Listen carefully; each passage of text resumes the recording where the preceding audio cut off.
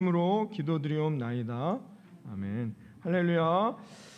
자, 여러분, 오늘 말씀은 이제 말의 승리라는 주제로 여러분과 함께 말씀을 나누길 원하는데, 야고보 사도가 3장으로 넘어오면서 바로 이 그리스도인으로서 살아가야 할 지침을 내리는데, 1장에서도 한번 언급됐던 이 말, 언어에 대한 이야기를 우리에게 다시 한번 얘기해주고 있습니다. 여러분, 우리가 타는 말 있지 않습니까?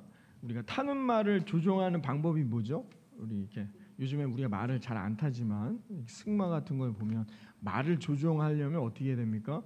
말의 고삐를 묶지요. 그렇죠? 그래서 그 고삐를 통해서 이 말을 어디로 가야 할 방향성을 가르치고 알려주게 되는 것이죠. 그래서 이 말에게 이 고삐를 처음 달기 시작한 것은 BC 3500년경이라고 합니다. 그때부터 이 고삐라는 도구를 통해서 말의 방향성, 말을 이제 자유자재로 인간이 조종할 수 있게 됐다고 하는데, 말의 신체 중에서 가장 강력한 힘을 가지고 있는 부위가 어딘지 아세요? 목이라고 합니다. 목, 말의 목. 그렇죠? 한번 상상을 해보시면 가장 강력한 힘이 있대요. 이 목을, 그러니까 말의 습성은 뭐냐? 말은 자기가 본 곳만 간대요. 보이는 곳. 그래서 왜 이 경주 말들 보면은 여기 옆에 눈을 가려놓지 않습니까? 왜요? 앞만 보고 달리게 하려고. 그러니까 말은 자기가 보는 그곳으로 달려가는 습성이 있다고 합니다. 그래서 그 방향을 잘 조정해서 그곳만을 바라보며 달려갈 수 있게 하려고 이 고삐를 착용한 것이죠. 그럼 말 입장에서는 고삐를 어떻게 하죠? 입에 물리는 거죠. 재갈을 물리는 거예요. 그러니까 이 재갈을 물린다는 표현은 뭐냐? 방향성, 그리고 이 제어 능력을 의미하는 것이 되는 거죠. 말에서 이 고삐라는 것은, 재갈이라는 것은 바로 그와 같은 효용성이 있다는 것입니다. 우리가 그리스도인으로서 하나님이 기뻐하시는 복된 인생의 길로 가야 하는데, 그 방향으로 가야 할 때에 그것을 제어해 주거나 그 방향을 잘 알려주는 고삐가 있단 말입니다. 그게 뭐냐? 야고보 사도는 뭐라고 했습니까? 그 말의 재갈을 물리라는 거예요. 우리 애가 쓰는 이 말에. 그러면서 오늘 본문에 야고보 사도가 이렇게 말하죠. 야고보서 오늘 3장 3절과 4절, 그 다음에 1장에도 한번 언급되어 있는 26절의 말씀을 이어서 봅니다. 우리가 말들의 입에 재갈 물리는 것은 우리에게 순종하게 하려고 그 온몸을 제어하는 것이라. 또 배를 보라. 그렇게 크고 광풍에 밀려가는 것들을 지극히 작은 키로서 사공의 뜻대로 운행하나니, 누구든지 스스로 경건하다 생각하며 자기 혀를 재갈 물리지 아니하고 자기 마음을 속이면 이 사람의 경건은 헛것이라. 아멘. 자, 여러분, 야고보 사도는 이런 비유들을 통해서 오늘 우리에게 말해주고 있습니다. 그리스도인으로서 자신을 제어하면서 하나님이 기뻐하시는 복된 인생의 길로 살아갈 수 있는 방법, 그 방법이 무엇인가? 우리가 쓰는 말에 1장에 이미 얘기해 줬어요. 혀의 재갈을 물리라는 거예요. 그러니까 이 재갈이라는 표현을 쓴 이유가 오늘 이 3장에서 나오는 거죠. 3장에서 뭐라고 말해요? 말들의 입에 재갈을 물리는 이유가 뭐냐 하면서 이야기해 주는 거예요. 제가 지금 예화로 설명해 드린 것처럼 그렇게 다시 한번 야고보 사도가 말을 하고 있다는 것이죠. 그러니까 여러분, 우리의 삶의 방향성, 그리스도인으로서 예수 믿고 구원받은 하나님의 백성으로서 우리는 어떻게 살아야 됩니까? 이게 아주 중요하잖아요. 구원받은 사람들에게는, 아직 구원의 확신이 없는 사람들에게는 그 구원의 확신이 중요하겠지만, 여러분 다 예수 믿고 구원 받으셨죠? 네. 그러니까 세례를 받는다는 게 뭐예요? 그 고백이거든요. 우리는 이미 다 세례를 받음으로 인해서 그 고백 결단을 했단 말이에요. 이제 그러면 그 다음은 그 방향성, 그리스도인으로 살아갈 삶의 방향성이 중요한데, 그 방향성의 제일 처음이 뭐래요? 입에 재갈을 물리라는 거예요. 왜? 그 재갈이 뭘 의미하는지 3장에 와서 다시 한번 말해주고 있어요. 방향성이 정해지는 거예요. 그러니까 우리는 우리의 뜻대로 살면 안 돼요. 그리스도인들은 그리스도인들은 어떤 뜻대로 살아야 될까요? 하나님이 원하는 뜻대로 살아야 돼요. 그 뜻이 뭐예요? 내 입에 재갈을 물리는 것이야. 그렇게 말하고 있다는 거죠. 그러면서 또 이런 비유를 얘기합니다. 5절에 오늘 3장 5절에도 이렇게 말해주고 있어요. 말이 얼마나 큰 파괴력이 있는가, 말에 얼마나 큰 힘이 있는지를 이렇게 비유하는데요. 봅니다. 이와 같이 혀도 작은 지체로 돼 큰 것을 자랑하도다. 보라 얼마나 작은 불이 얼마나 많은 나무를 태우는가. 아멘. 여러분, 우리가 산속에 산불이 왜 납니까? 작은 불씨 하나 때문에 엄청난 산불이 나는 거예요. 그 나무를 다 태우고 없앤다는 거예요. 뭐 때문에? 작은 불씨 하나 때문이라는 거죠. 그러니까 이 혀라는 것이 결국은 작은 것이지만, 우리 몸 인체에서는 아주 작은 부위에 속할 수 있지만, 이 혀가 인간의 삶을 파괴할 수도 있다는 거예요. 인간의 삶을 어떤 삶으로 나아가게 할 것인지가 어디에 달려 있대요? 혀에 달려 있다는 것입니다. 엄청난 파괴력을 제공하는 것이 뭐냐? 혀라고 얘기하고 있습니다. 야고보 사도가 그만큼 말이 중요하다는 거예요. 우리가 어떤 말을 하고 살아가느냐가 중요하다라는 것을 말하는 거죠. 이처럼 말은 뭐냐? 삶을 이루어 나아가는 중요한 방향성을 가지고 있다는 겁니다. 믿으십니까? 목사님, 그 정도까지는 아닌 것 같아요 라고 생각하신다면 성경의 말씀을 제대로 모르시는 거예요. 창세기 3장 17절에 봅니다. 창세기 3장 17절. 인류가 왜 타락하고 저주받았는지 3장 17절에 이렇게 말하죠. 아담에게 이르시되 내가 내 아내의 말을 듣고 내가 내게 먹지 말라 한 나무의 열매를 먹었은즉 땅은 너로 말미암아 저주를 받고 너는 내 평생에 수고하여야 그 소산을 먹으리라. 아멘. 인간이 죽는 저주를, 그리고 평생을 일해야 하는 땀을 흘리는 저주를 왜 받았어요? 왜 받았습니까? 아담이 왜 받았어요? 하와의 말을 들었어요. 하와의 그 말을 듣고 그대로 했기 때문에 망했단 말입니다. 말이 중요할까요? 안 중요할까요? 여기서 여러분 잘 보셔야 됩니다. 성경에서 말하는 말은 그냥 우리가 그냥 늘상 쓰는 말들을 조심하라는 뜻이 아니에요. 우리가 근원적으로 어떤 인생의 방향성으로 나아가야 될지를 늘 우리에게 말해주고 있다는 것이죠. 여러분, 목사님, 그런데 이렇게 중요한 한 인류가 이렇게 살아가는 데 있어서 이런 아주 중요한 어떤 방향성인데, 이게 그냥 고작 좀 아내 말 좀 들었다고 해서, 여자의 말을 들었다고 해서 그것 때문에 이렇게 하나님이 심판하신다는 건 좀 너무한 거 아닙니까? 라고 이렇게 좀 마음속에 쓱 생각이 드실 수도 있어요. 그렇죠? 그런데요, 이건 단순히, 여러분, 오늘 이 창세기 말씀엔 단순히 아담이 여자의 말을 들었기 때문에 저주받은 게 아니에요. 그 말 속에 이 죄가 있기 때문이라는 것이죠. 왜냐하면 12절에 나와요. 창세기 3장 12절에 이렇게 나와요. 봅니다. 3장 12절. 아담이 이르되 하나님이 주셔서 나와 함께 있게 하신 여자 그가 그 나무 열매를 내게 주므로 내가 먹었나이다. 아멘. 자, 여러분, 목에 염증이 있는데도 집사님 열심히 잘하고 있습니다. 은혜롭죠? 온라인으로 보시는 분들이 누구시냐요 도대체. 그래서 아나운서가 있느냐 우리 교회에, 이런 말씀들을 하시더라고요. 그래서 내가 우리 집사님이시다 또 한참 자랑을 했죠. 이렇게 통화를 할 때. 감사합니다. 네. 여러분, 그냥 단순히 아내의 말을 들었기 때문에 아담이, 그러니까 우리가 저주받거나 죄성으로 넘어진 게 아니에요. 뭐래요? 아담이 뭐래요? 책임을 하나님께 전가하고 있어요. 당신이 줬기 때문에. 그 여자는 누구냐? 당신이 만들어준 거 아닙니까? 가만히 있었어야 돼요.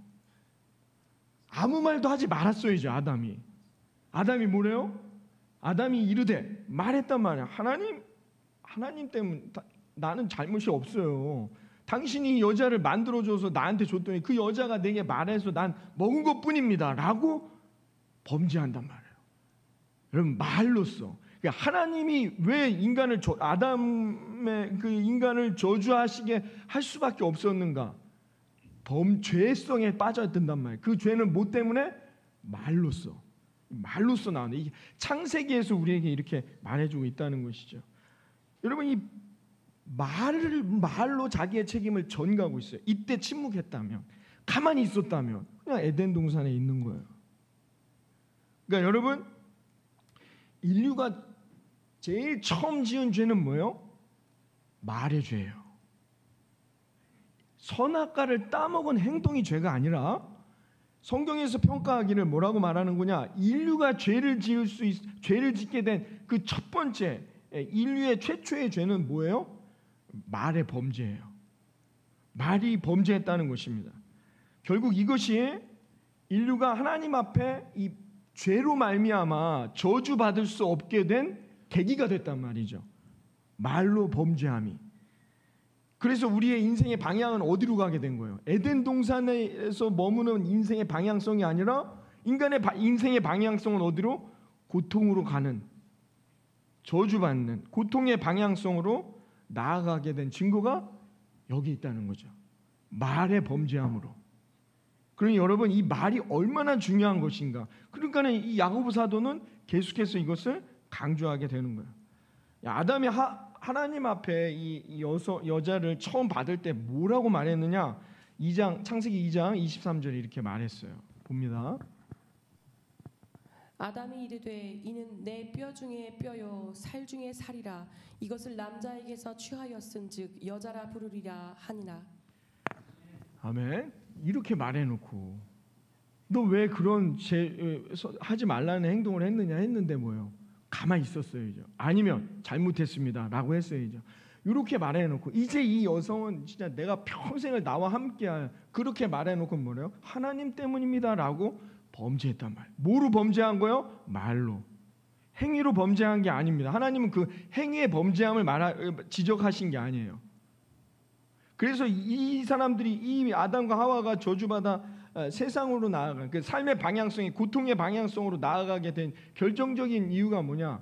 그 말 때문이었다는 것입니다. 이 아담으로부터 이어진 인간의 이 인류의 최초의 조상이라고 말하는 아담으로부터 이어진 이 죄성은 계속해서 인간에게 남아 있습니다. 그래서 가인이 동생을 죽이고도 뭐라고 하나님 앞에 이야기하나 봅니다. 창세기 11장 9절에 가인이 이렇게 말하죠. 여호와께서 가인에게 이르시되 내 아우 아벨이 어디 있느냐? 그가 이르되 내가 알지 못하나이다. 내가 내 아우를 지키는 자니이까. 아멘. 여러분, 가인이 뭐라고 합니까? 4장 9절에서 이렇게 말하죠. 똑같아요. 아버지하고 똑같이. 왜 그런가? 인간에겐 죄가 있기 때문에요. 저와 여러분에게도 다 죄가 있기 때문에 우린 다 이렇게 이야기한다는 거예요. 핑계하고 책임을 전가하는 말의 범죄함이 있단 말이죠. 거짓말. 왜 거짓말합니까? 여러분, 자녀들에게도 그렇죠? 저도 제 딸이 있지만 거짓말은 이렇게 해야 잘하는 거야 라고 가르쳐 주시는 분 아무도 없습니다. 그런데도 거짓말합니다. 어디서 배운 겁니까? 인간 안에 있는 죄성 때문에 그래요. 말의 범죄함. 이게 인간에게 있는 본능이란 말입니다. 이 죄성이 가인에게서도 나타나게 되는 거죠. 이 인간의 이 말의 범죄함에 그 가인 이후에 인류에게 계속해서 지속되죠. 그리고 결국엔 이게 절정에 이르는 게 뭐예요? 바벨탑 사건입니다. 하나님께서는 이 바벨탑 사건으로 인해서 하나님이 저주하십니다. 인간이 이 말의 범죄함으로 결국은 무너지도록 하나님이 저주하시는 게 11장 9절에 나와 있는데요. 봅니다. 그러므로 그 이름을 바벨이라 하니 이는 여호와께서 거기서 온 땅의 언어를 혼잡하게 하셨음이니라. 여호와께서 거기서 그들을 온 지면에 흩으셨더라. 아멘. 자, 지속적인 인간의 말의 범죄함으로 인하여 결국은 어떻게 돼요? 왜 전쟁이 일어납니까? 왜 폭력이 난무합니까? 왜 혼란스럽습니까? 사회가? 말 때문이에요. 바벨이라는 뜻이 뭐예요? 혼잡하다, 혼란스럽다. 하나님의 역사가 사라져 버리니까 어떤 저주가 오느냐? 혼란스럽단 말이에요. 혼잡하단 말입니다. 혼돈. 하나님의 역사와 창조의 질서가 없는 것은 혼돈한 거예요. 여러분의 가정에 놀라운 은혜와 하나님이 예비하신 열매가 충만히 맺기를 주님의 이름으로 축원합니다. 이 9월 한 달에 각자의 능력대로, 그 하나님의 예비하신 창조의 질서가 응답되려면 어떻게 해야 돼요? 말을 지키라는 거예요. 내 말에 재갈을 물려야 된다는 거예요. 이 말은 뭐냐? 말로 범죄하지 말아야 돼요. 하나님이 기뻐하시지 않는 말들은 마음속으로 있겠죠. 입 밖에 내지 말아야 합니다. 집에 가서 남편에게, 아내에게 너 때문에 못 살아. 이건 하나님이 기뻐하시는 말입니까? 맞습니다. 그건 입 밖에 내지 않는 게 좋아요. 하나님이 기뻐하시는 언어, 말들이 우리에게 중요하다는 겁니다. 결국은 이 하나님이 이 바벨탑 사건 이후에 누가 등장합니까? 12장에 아브라함. 하나님이 이 말로 인해 이 저주받은 세상 가운데 누구를 보내세요? 아브라함. 그래서 하나님의 구원의 역사를 이루시기 위한 아브라함에서 누가 오세요? 예수 그리스도. 그 구원의 역사의 여정이 펼쳐지는 스토리가 성경의 이야기가 되는 것이죠. 여러분 오늘날을 보십시오. 다 뭐 때문에 갈등하고 아파하고 힘들어합니까? 말이라는 것이죠. 사도 바울이 신약에서도 마찬가지예요. 고린도 교회에 이런 권면을 하는데요. 고린도전서 16장 13절에 바울 사도가 이렇게 권면합니다. 깨어 믿음에 굳게 서서 남자답게 강건하라. 아멘. 자 여기서 남자라는 건 이게 생물학적인 성의 개념이 아닙니다. 이게 히브리인들이 쓰던, 제가 요즘 새벽마다 지금 히브리인들이 쓰는 단어를 갖고 그들의 사상과 가치관을 살펴보면서 새벽에 말씀을 살피고 있는데요. 그거 알아야 돼요. 그래야 이런 말들이 이해가 돼요. 이 남자는 강건해야 된다 이런 뜻이 아니죠. 남자답게 강건하라는 뜻은 히브리인들이 흔히 쓰는 그냥 관용구입니다. 이게 남자답다라는 뜻은 뭐냐? 성숙하라는 뜻이에요. 성숙하라는 표현입니다. 그러니까 왜 고린도 교회에 이런 권면을 했느냐? 사도 바울이 그 당시에 예수 믿고 구원받아 한 형제라고 말하면서 한 자매요, 한 가족이라고, 우린 피를 나눈 형제입니다. 그래서 성찬도 같이 하고 막 그러면서 어떻게 해요? 그 교인들이 말로 인해 갈등하고 상처 주고 싸워요. 그런 일들이 그 당시에 있었다는 것이죠. 그래서 바울 사도가 좀 더 성숙해라 라고 권면하는 거예요. 그 성숙하라는 건 뭐예요? 말에 재갈을 물리라 라는 뜻인 것이죠. 그래야 교회가 평안을 얻게 된다라는 말을 하고 있는 것입니다. 인간의 죄는 인간이 가진 말에서부터 시작된 것입니다.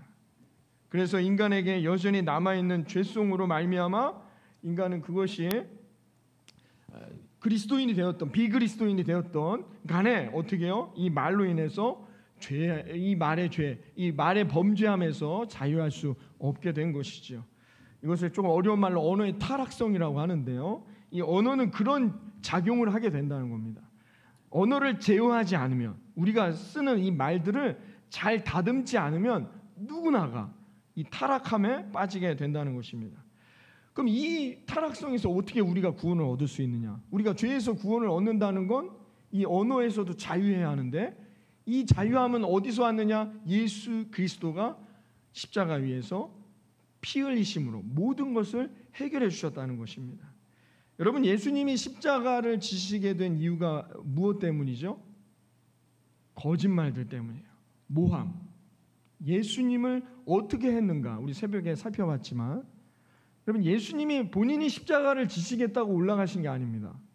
예수님을 따르던 수많은 이들이 한순간에 거짓말합니다. 배신자요, 배반자요, 반역자라고 손가락질합니다. 불과 월요일날만 해도 막 주일날만 해도 박수치고 우리의 왕입니다 해놓고는 불과 4일 만에, 4나흘 만에 어떻게 해요? 저주받으리, 범죄자, 반역자라고 손가락질했단 말이에요. 그 백성이 거짓말하는 거죠. 모함하는 겁니다. 그 말들로 인해 어떻게 해요? 예수님이 십자가를 치신 거예요. 그러니까 인간의 말의 범죄함, 바벨탑 사건 이후로 이어진 인간의 이 말의 범죄를 하나님은 어떻게 해요? 침묵하시면서 받으시는 거예요. 빌라도 앞에서도 예수님은 침묵하십니다. 헤롯 앞에서도 침묵하십니다. 자기를 조롱하며 침뱉고 있는 저주하는 군중들, 그들의 그 수많은 언어의 타락성 앞에서도 예수님은 침묵하십니다. 오늘 주보에 제가 실어드린 글이 있습니다. 침묵에 대한 이야기인데요. 이게 오늘 말씀을 아주 적절하게 표현하고 있는 예화입니다. 여러분이 집에 가셔서 꼭 한번 읽어보시기를 바랍니다. 여러분, 예수님은 이 모든 것을 침묵으로 받으셨죠. 그리고 십자가 위에서 예수님이 오히려 하나님 앞에 무슨 말씀을 하시죠? 저들의 죄를 용서하여 주옵소서. 예수님이 우리를 향한 이 구원의 역사, 이 언어의 타락성으로 시작된 범죄함을 주님은 십자가 위에서 언어의 승리로 완성하셨다는 것입니다. 그래서 예수님께서 이루신 이 말의 승리, 이것이 오늘 저와 여러분에게도 함께하는 거예요. 그래서 우리는 이 승리의 언어를 붙들고 살아가면 이 9월 한 달, 이 한 주간에도 주님이 기뻐하시는 복된 인생의 여정으로 승리하게 될 거라 믿습니다. 말의 승리가 이루어져야 된다는 거죠.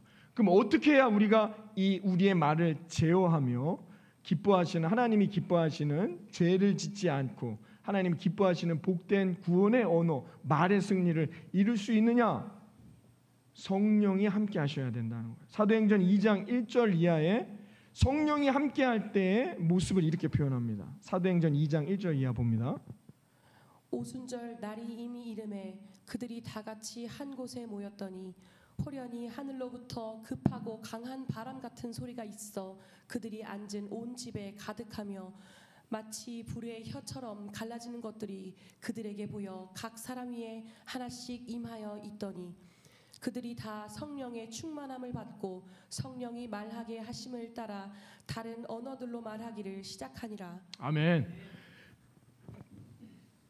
아담으로부터 시작된 그 죄성으로 인한 결과는 혼돈이었습니다. 갈등과 폭력과 저주가 난무하는 그런 사회를 만들었단 말이죠. 그런데 예수님이 오시고 십자가에서 말의 승리를 쟁취하신 후에, 다 이루신 이후에 성령이 우리에게 임하니까 어떻게 해야 돼요? 말이 통하는 세상이 온다는 거예요. 언어가 통하는 시대가 도래했다는 겁니다. 이것은 단순히 다른 나라의 언어를 쓴다는 표현이 아닙니다. 여러분, 이것은 뭐예요? 서로가 사랑하고 격려하고 나누고 헌신하고 봉사한 이런 모든 것들 안에 존재하는, 말을 하지 않는다 할지라도 이 언어, 다른 언어들로 말하기 시작했다는 것, 소통하기 시작했다는 겁니다. 이것이 뭡니까? 이것이 말의 승리인 것입니다. 이것이 하나님께서 우리에게 원하시는 그리스도인으로서의 삶의 모습이 된다는 것입니다. 이번 한 주간 제가 이렇게 뉴스를 보니까 뭐 정말